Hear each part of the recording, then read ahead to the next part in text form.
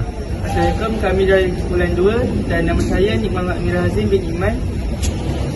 Nama saya Nur Julia Fahana binti Azmi. Saya Muhammad Iman Hidudin. Ini kami akan menerangkan tentang masalah yang dihadapi di bengkel dan menerangkan kelebihan selepas projek inovasi kami sudah disiapkan.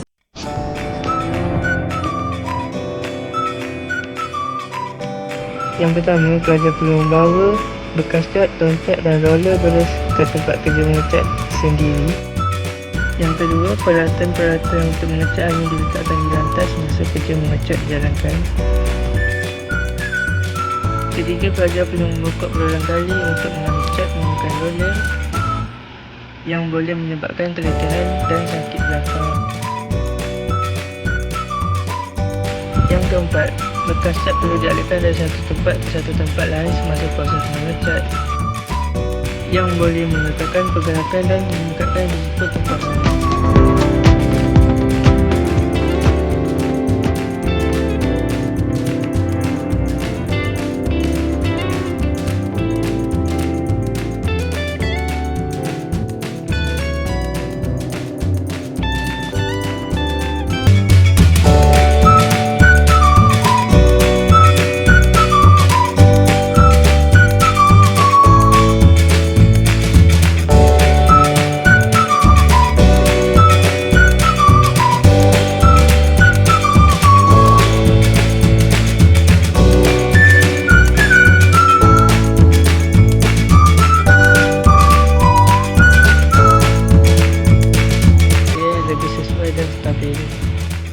Kelebihan ketiga, kami menyediakan sistem larasan manual yang menggunakan bolt dan nut.